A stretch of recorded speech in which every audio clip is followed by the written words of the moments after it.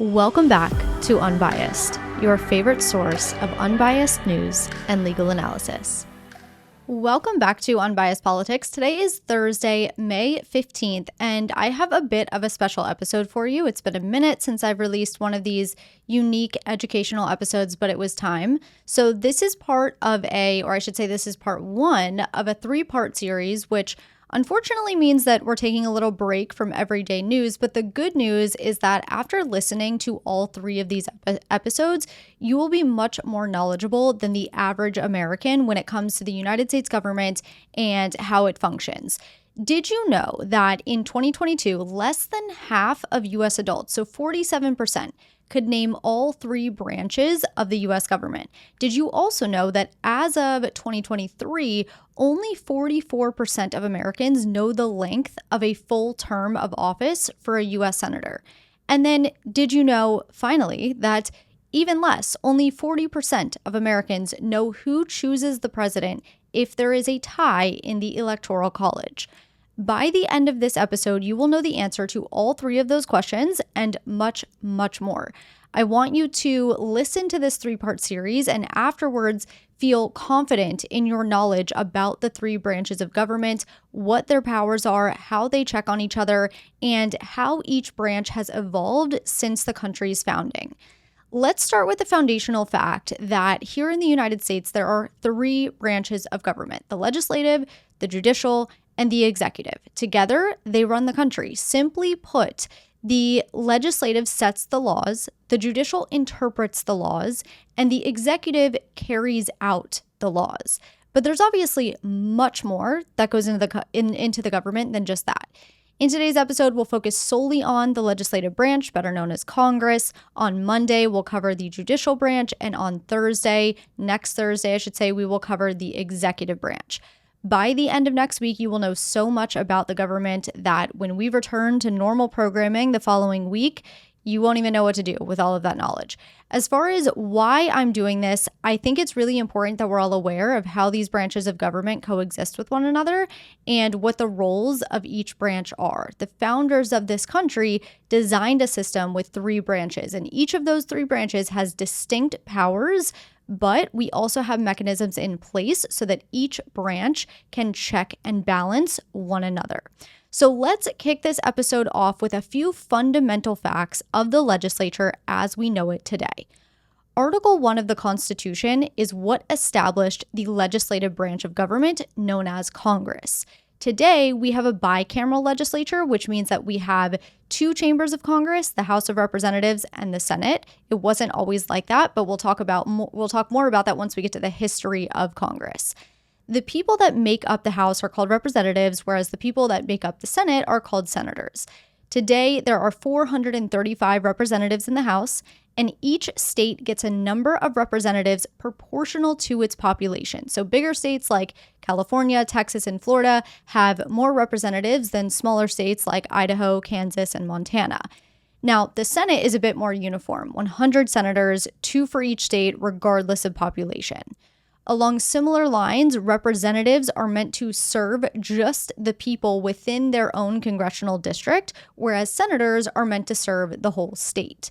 And did you know that Washington, D.C., the District of Columbia, has a non-voting delegate in the House and no representation at all in the Senate? So residents of D.C. elect a non-voting delegate to the House of Representatives who can participate in House committees and other House matters but cannot vote on legislation.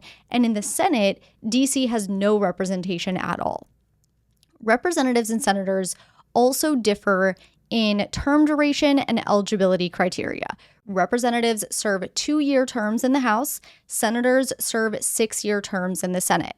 And another key difference between the two chambers is that elections for all representatives take place every 2 years on even-numbered years, whereas Senate elections are actually staggered over even years. So only about 1/3 of the Senate is up for re-election during any given election.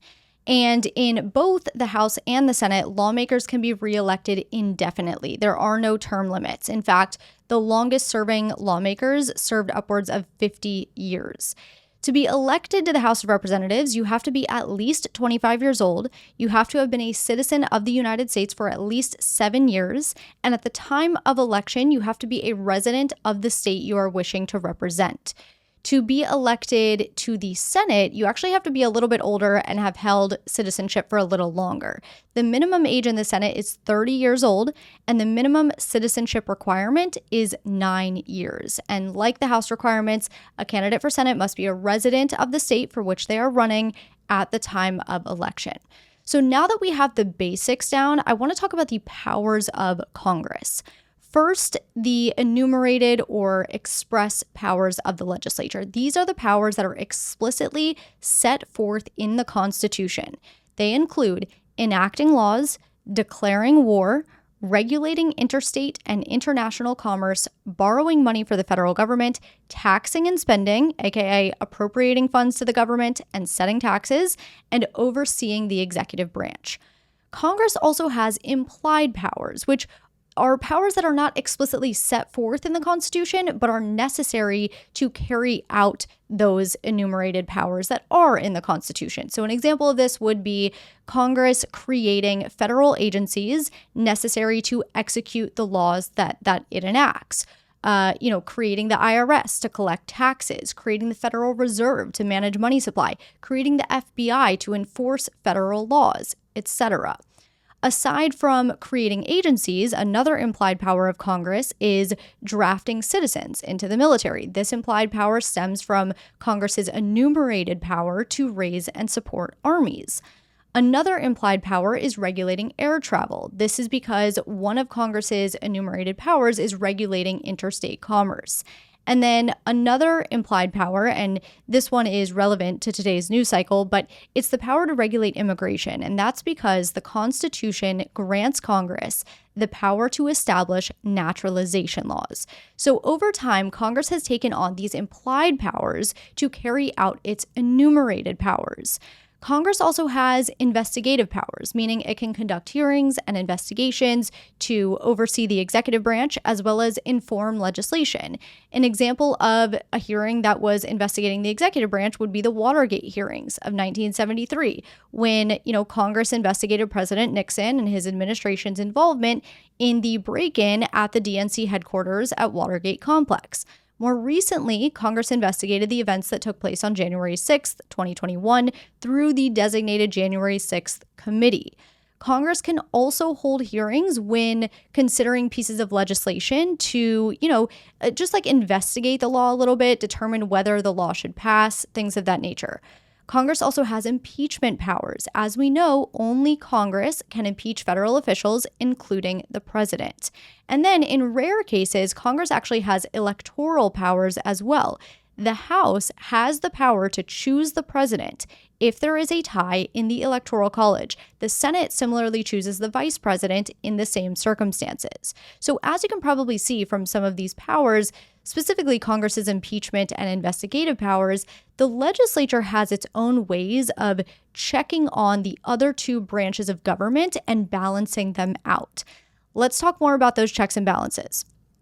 So Congress controls spending, so it can withhold or cut funding for executive agencies and military operations. What this means is that the executive branch can't just spend money on anything that they want to or decline to spend money on whatever they wish. It is Congress that decides to do that. Congress also confirms presidential appointments to key positions, cabinet members, ambassadors, and federal judges. So a president can appoint certain individuals to certain positions, but that doesn't mean those individuals will automatically assume those positions. The Senate has to first confirm them. Congress also can override a president's veto. So if a president vetoes a bill that, Congress passed, Congress can override that veto with a 2/3 vote in both the House and Senate. When it comes to the legislature's checks on the judicial branch, as we briefly talked about, Congress has the power to confirm federal judges, and this includes Supreme Court justices, and Congress can also impeach judges for misconduct. Congress has the power to create courts. Congress similarly has the power to change the structure or jurisdiction of the lower federal courts and to some extent limit the types of cases that these courts can hear. For example, in 1996, Congress passed the Illegal Immigration Reform and Immigrant Responsibility Act. What this did was it restricted federal courts from reviewing many types of deportation orders. This law significantly reduced judicial oversight of immigration enforcement by limiting what illegal challenges immigrants could bring. However, the Supreme Court later stepped in and clarified that some judicial review must still be available under the Constitution, especially when it comes to constitutional claims. That's, perfect example of checks and balances at work.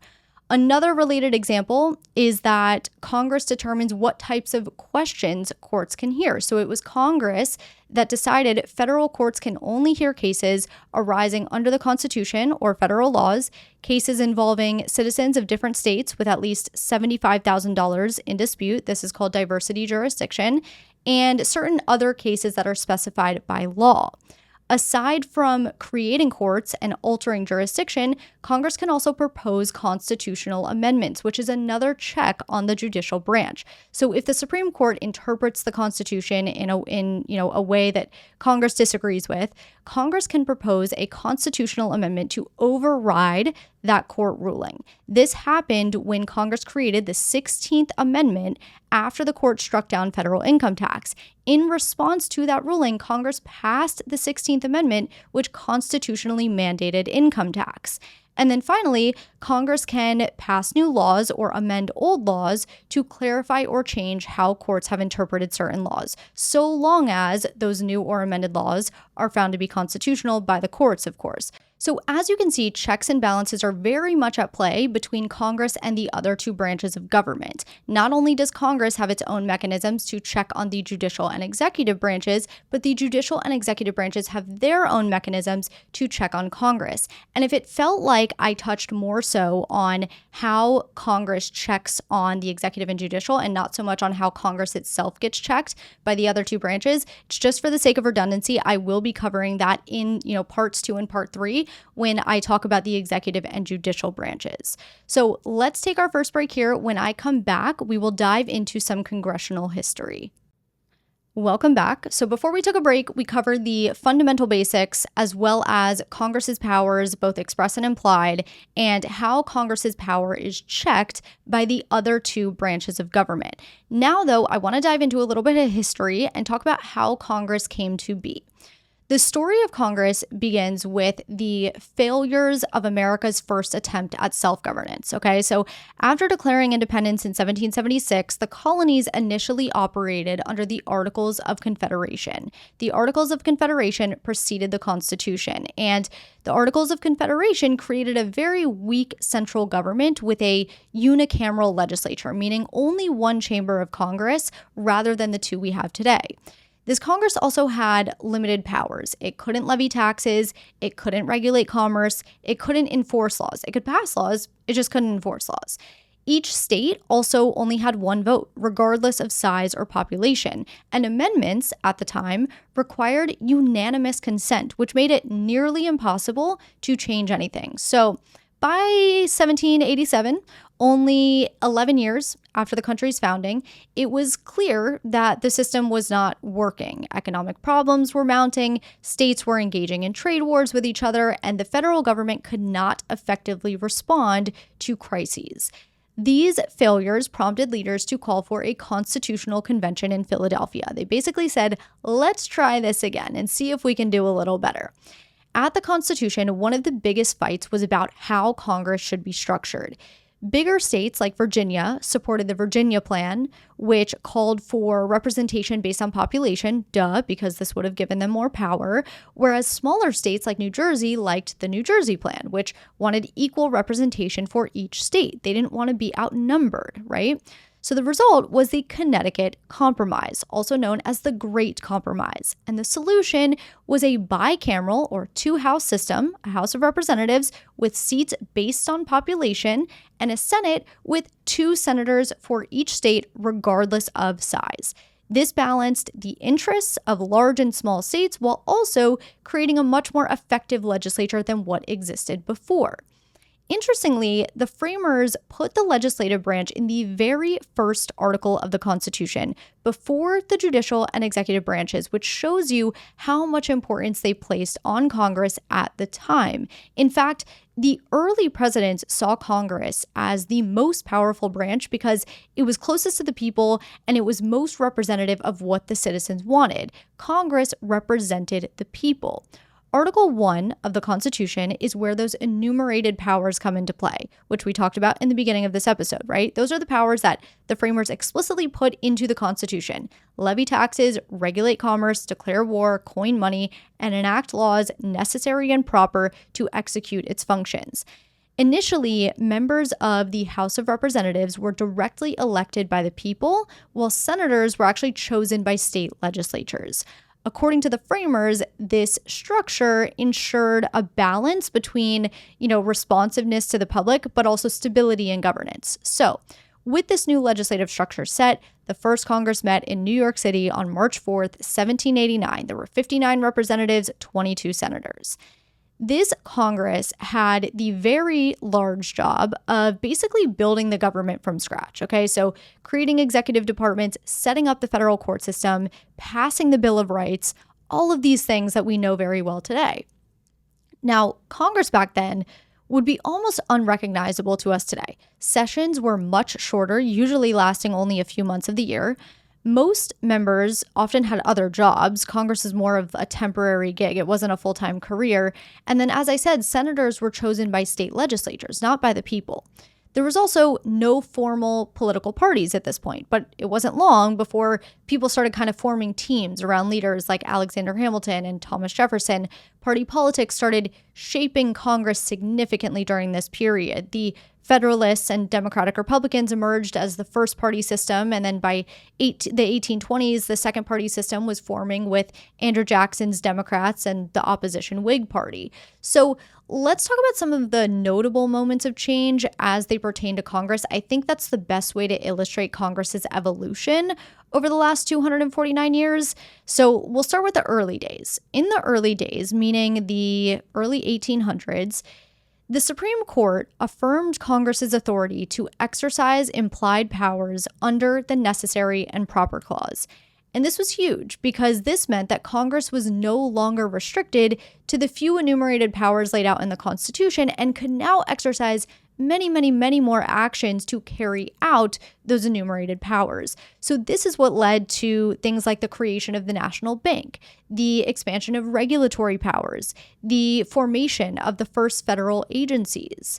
Then in 1913 was another pivotal moment. There was a major institutional shift with the ratification of the 17th Amendment, which provided for the direct election of U.S. senators, meaning senators were no longer chosen by state legislatures, but rather the people.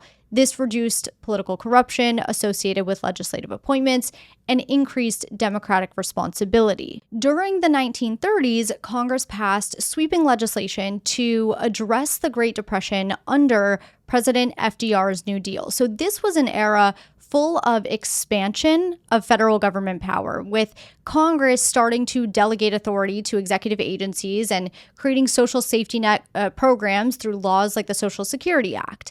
Then, in the mid-20th century, Congress played a critical role in enacting several pieces of landmark civil rights legislation. So things like the Civil Rights Act of 1964, which aimed to end segregation and discrimination on the basis of race, color, religion, sex, or national origin.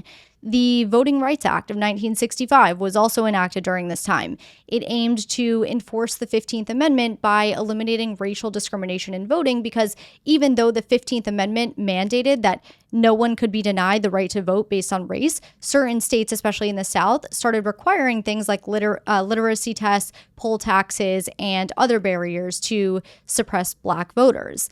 Now, during the 1950s, this is when the modern imperial presidency started to take shape, and it kind of took power away from Congress. So during this imperial presidency time, what imperial presidency means, I should clarify that first, is basically the president started obtaining more power at Congress's expense. And there were a few reasons for this.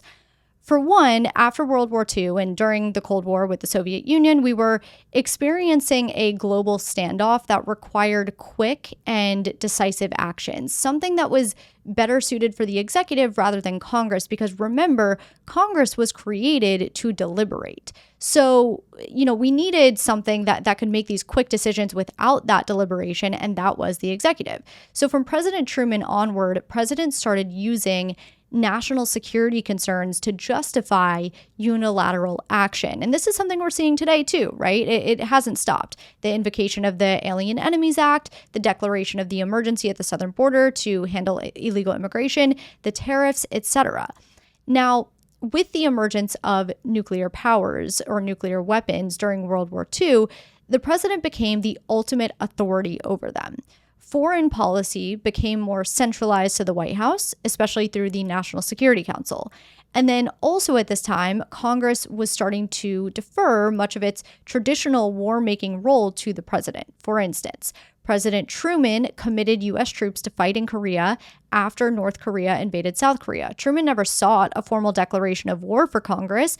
Instead, he claimed authority as commander-in-chief and cited to a UN resolution as justification. So this set a precedent for presidents bypassing formal war declarations from Congress, which, as we know, are expressly reserved for Congress. Congress had also at this time started to delegate authority to federal agencies within the executive branch, which then in turn gave the president more indirect influence over things like the economy, labor, housing, health, etc. I don't want to get too far down the executive branch rabbit hole because we are going to talk about that more next week, but just note that the trend starting in the 50s was delegating more power away from Congress and instead to the executive. But then Watergate happened in the early 70s. And as a result, Congress started to sort of rein in the executive power and reassert its authority. It attempted to limit presidential power in multiple ways. So, for one, it attempted to limit presidential military action without congressional approval through something called the War Powers Resolution. And the War Powers Resolution actually passed over President Nixon's veto. It required the president to, one, notify Congress within 48 hours of deploying troops, and two, limit unauthorized military action to 60 days. Whether presidents actually followed this War Powers Resolution is a whole other story. No president has actually followed it since it was enacted, but we'll get into that more in next week's episode. Congress also created during this time the Congressional Budget Office to give it more control over federal spending and make it so Congress didn't rely solely on executive estimates when it came to spending. Now they would have their own congressional estimates.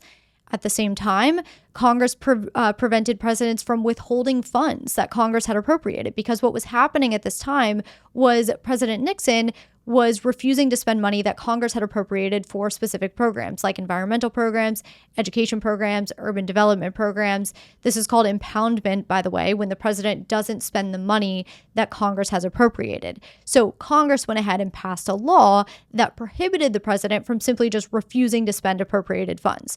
Under the law, if the president wants to delay or cancel spending, he has to submit a formal request to Congress, and Congress has to approve it. And that is still in effect today. So Congress was certainly attempting to reassert its authority during this time. But keep in mind, even though it was kind of attempting to reassert some of its authority, it had already delegated much more authority to the executive than what the executive had before. So the executive was forever changed. In the early 90s is when partisanship began to rise in Congress, and Congress became increasingly more polarized. Bipartisan cooperation, which had characterized much of Congress during the mid-20th century, started to erode a bit, and the legislative process became more adversarial. Importantly, though, this intensification of partisanship, it didn't happen overnight, right? It was the result of a lot of long building trends that converged around the same time. So let's talk about some of those trends. For one, the parties started to become more ideologically pure. What do I mean by that? Well, for most of the 1900s, both parties, Republicans and Democrats, had moderate and conservative wings of each party, especially the Democrats. Democrats had the Northern liberals and then the Southern conservatives. Starting in the 60s, though, when a lot of the civil rights legislation was passing Congress, Southern conservatives began shifting to the Republican Party.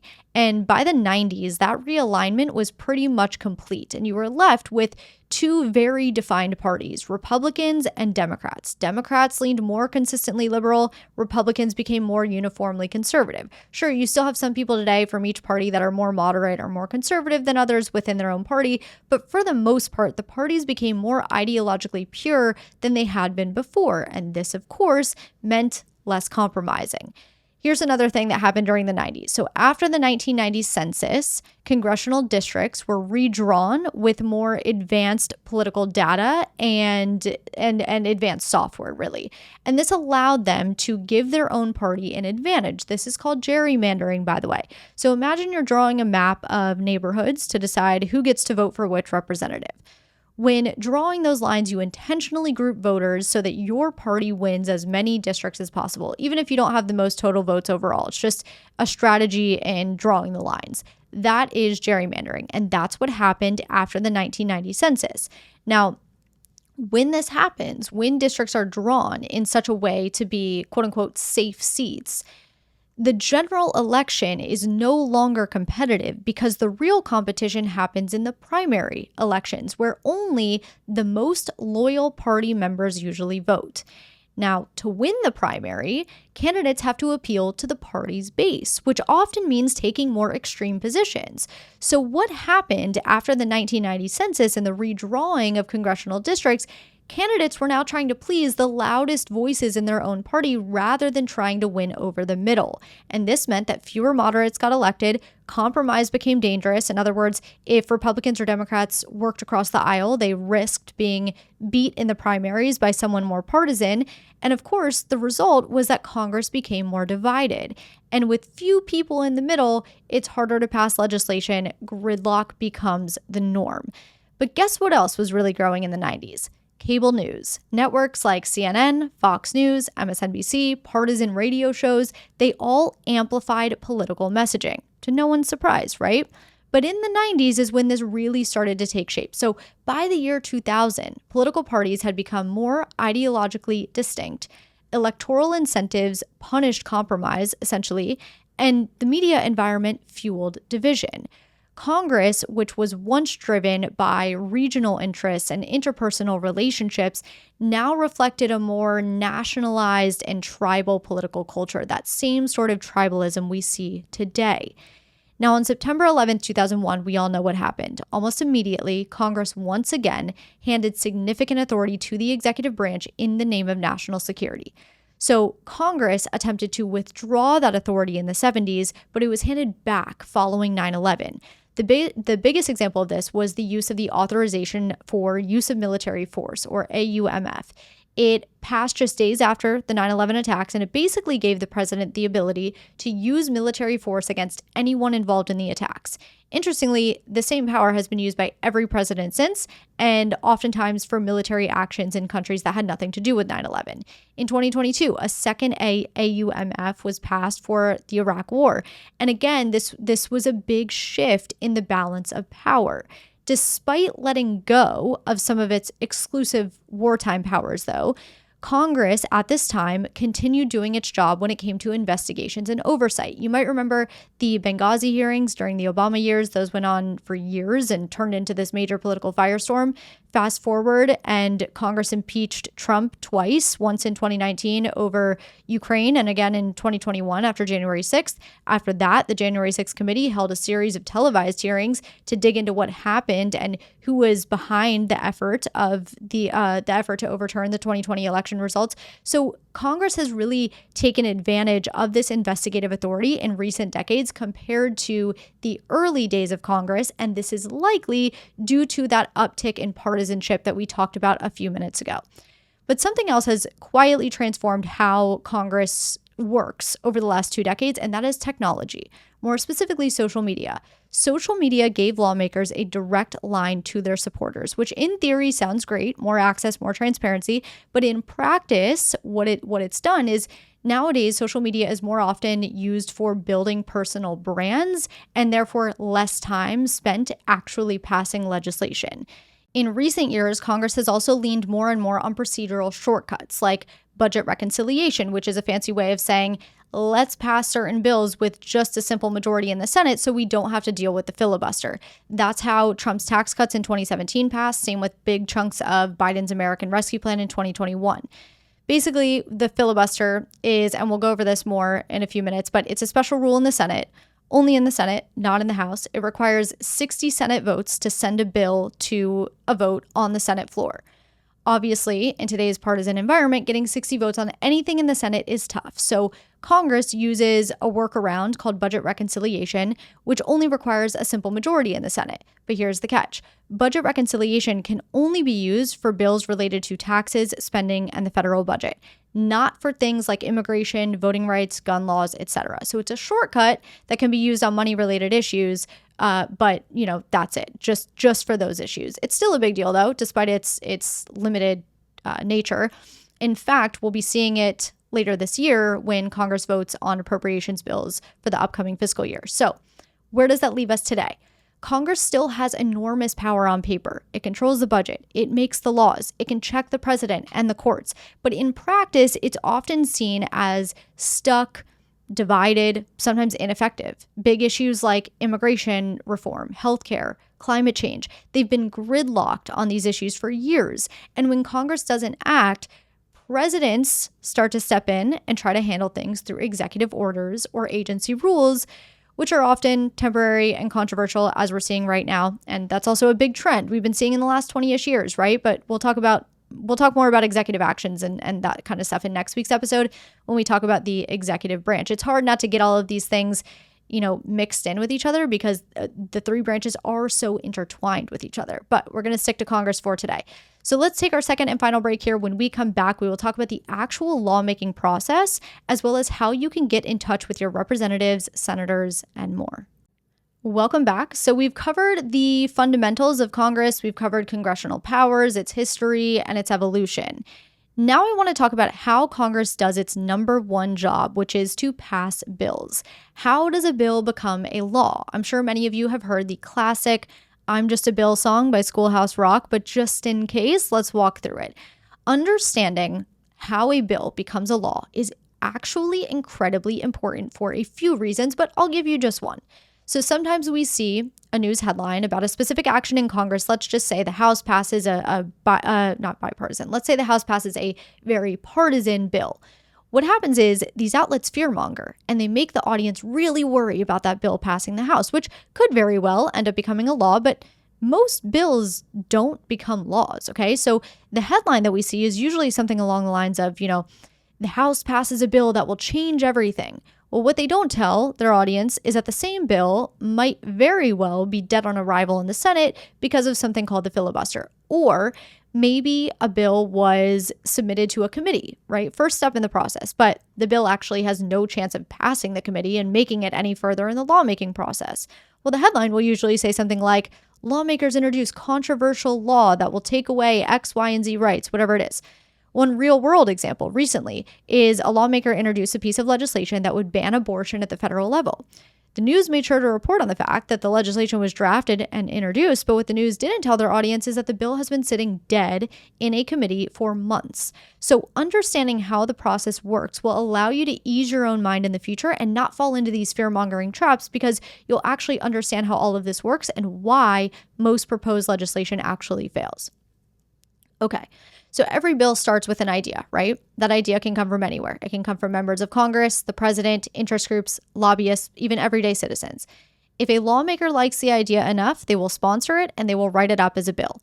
And just a quick fun fact for you, if the idea starts in the House, it gets an HR number. If it starts in the Senate, it gets an S number. That's why we see some legislation titled HR 855 or S244. The title all depends on which chamber it originates in. Once the bill is drafted, it's officially introduced into the chamber that the sponsor belongs to, either the House or the Senate. The bill is then assigned a number and referred to the relevant committee. And this is where most bills go to die.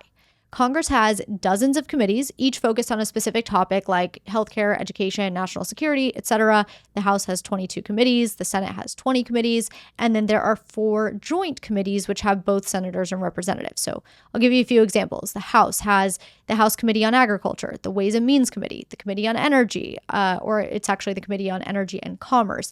But you get the gist. The Senate has the Agriculture, Nutrition, and Forestry Committee, the Energy and Natural Resources Committee, the Judiciary Committee, etc.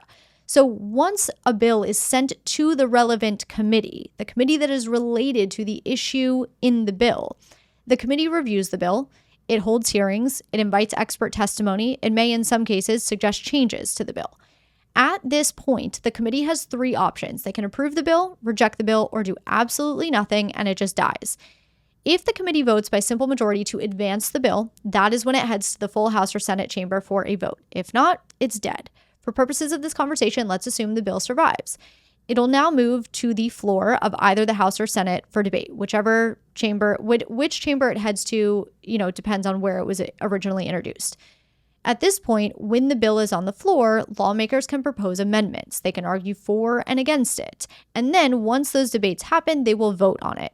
If it passes, it moves to the other chamber. If it doesn't, it's dead. But again, let's assume it passes and moves to the other chamber. The bill starts the process all over again. It's assigned to a committee in the second chamber, it's reviewed, it's debated, maybe even amended, it's brought to the floor, and it's voted on. But here's the catch. If the second chamber makes any amendments to the bill, the 2 chambers now have 2 different versions, and this requires reconciliation. If the House and Senate pass different versions of the same bill, it'll go to a conference committee made up of members from both the House and Senate, and their job is to negotiate a final identical version. Once they agree, both chambers have to again vote on the reconciled version, and if that final version passes both chambers, that is when it's sent to the president's desk for signature. From here, 3 things can happen. The president can sign it, and it becomes law, done. The president can veto it, which means he rejects it, and from there, Congress can attempt to override the veto with a 2/3 vote in both the House and Senate, but that's rare. If they successfully override the veto, the bill becomes law without the president's signature, but if they can't get the requisite vote, the bill dies. Finally, the third option for the president is to just ignore it. Now, if the president takes no action for 10 days once the bill gets to his desk and Congress is in session during this 10-day period, the bill automatically becomes law, even without the president's signature. However, if Congress is not in session during that 10-day period that the president chooses to ignore it, it's called a pocket veto and the bill dies. The last thing we have to talk about is the filibuster. This is a huge part of the legislation process. At its core, the filibuster is a Senate rule, a procedural tactic that allows any senator to delay or block a vote on a bill simply by refusing to end debate on it. In the Senate, debate can be endless, and I mean endless, unless 60 senators vote to cut off the debate. The 60-vote threshold is called cloture, and it's what makes the filibuster so powerful. So here's how it plays out in practice. A bill reaches the Senate from the House. If at least one senator doesn't like the bill, they can basically say, I'm not done talking about it, and the debate will continue indefinitely. The senator doesn't actually have to continue talking about it. They just basically say, I still want to debate this, and the debate remains open, even if no debate is actually taking place, okay? So if a senator does this, the bill will not ever get voted on. It will quite literally stall a vote in the Senate forever. The Senate cannot escape this indefinite debate unless 60 out of the 100 senators vote to invoke cloture. Invoking cloture is basically saying, let's end the debate and get to a vote. If at least 60 senators vote to invoke cloture, the Senate will vote on the bill. But if the Senate doesn't have at least 60 senators willing to invoke cloture and send the bill to a vote, the bill is essentially frozen in time and it never gets voted on. So in practice, let's say there's a controversial bill, okay, like a federal abortion ban or something. It passes the House because, I don't know, let's say Republicans control the House. The House only needs a simple majority, so it passes the House and it heads to the Senate. Current margins in the Senate are 53 Republicans, 45 Democrats, 2 independents.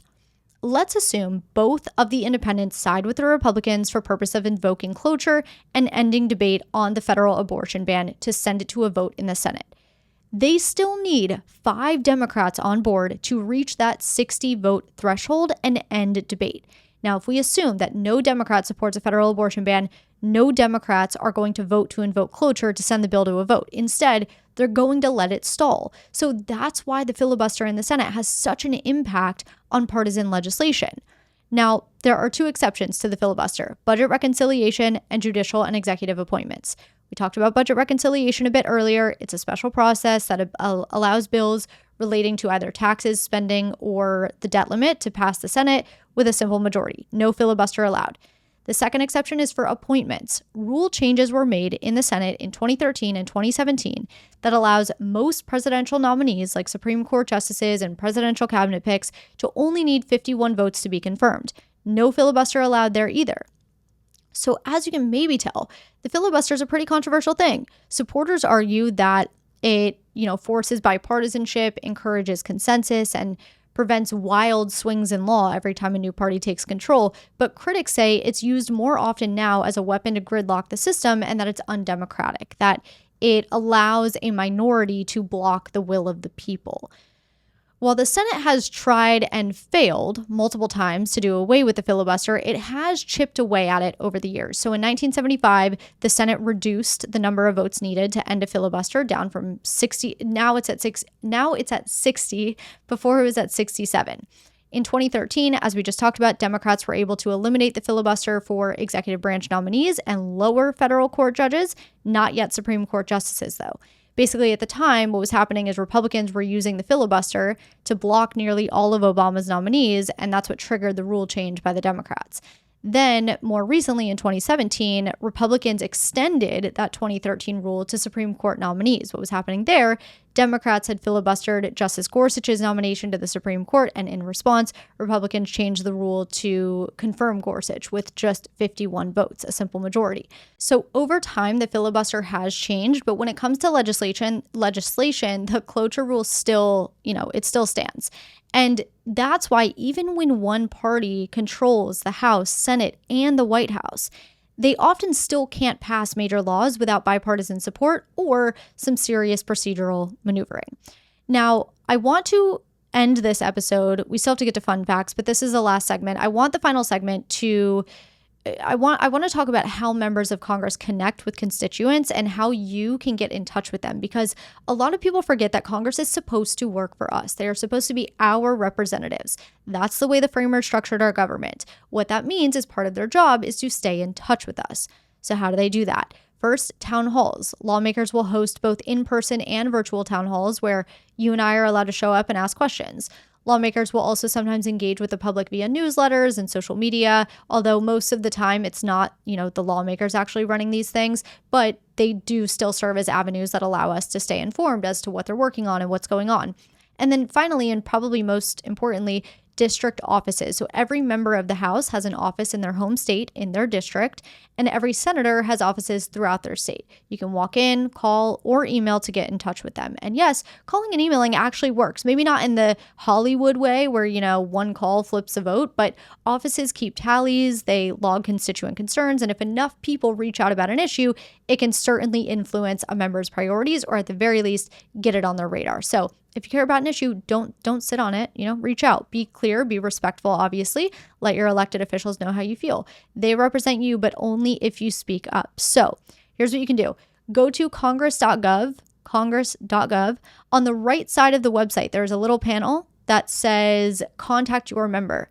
In that box, you can either just put in your zip code or your whole address for accuracy purposes. It'll give you the names of your representative as well as both of your senators. It'll also give you the party they're affiliated with and their address and phone number for their DC office. But if you click on the contact button next to each person, it'll take you directly to their official websites where you can get more information about the offices within your state and how to contact them. Okay, let's end with some fun facts. This is always my favorite part of these educational episodes. Starting with the first one, did you know that since 1965, the Senate has maintained a candy desk on the Republican side of the chamber, which is traditionally assigned to a senator who keeps it stocked with candy from their home state?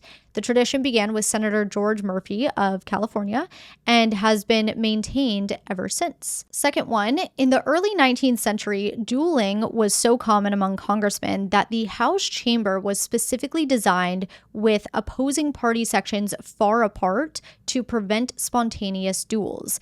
After Representative Jonathan Cilley was killed in a duel with another congressman in 1838, Congress passed a law making it illegal to issue or accept a dueling challenge in Washington, D.C. Number 3, when indoor plumbing was installed in the Capitol in the mid-19th century, special marble bathtubs were added for congressmen. This is mainly because the boarding houses where they stayed, because remember, these were temporary gigs at the time, didn't have bathtubs. And these marble bathtubs became so popular that senators established a bathing schedule, and some were known to sleep in them during overnight sessions. Number 4, the record for the longest individual filibuster belongs to Senator Strom Thurmond, who spoke for 24 hours and 18 minutes in 1957 to oppose the Civil Rights Act. He prepared for the marathon speech by taking steam baths to dehydrate himself so he wouldn't need to go to the bathroom, and he had his aides place buckets in the cloakroom in case of emergency. Now, this is not to be confused with Senator Cory Booker's speech on the Senate floor just last month, which lasted 25 hours and 5 minutes. Booker's speech broke the record for the longest floor speech, but his speech wasn't a filibuster. So Strom Thurmond still holds that filibuster record, but Booker now holds the record for the longest floor speech on the Senate floor. In 1902, Congress had a small zoo on the Capitol grounds that included zebras. When the zebras escaped one day, Capitol Police were sent scrambling through the streets of Washington, D.C. to capture them. And this incident contributed to the eventual decision to establish the National Zoo instead of keeping animals at the Capitol. Number 6, the House of Representatives operated its own post office until 1995 when it was shut down following a major scandal. Dozens of representatives were found to have been writing bad checks through the House bank and using the post office for various improper purposes, leading to several criminal convictions and contributing to the Republican Revolution of 1994.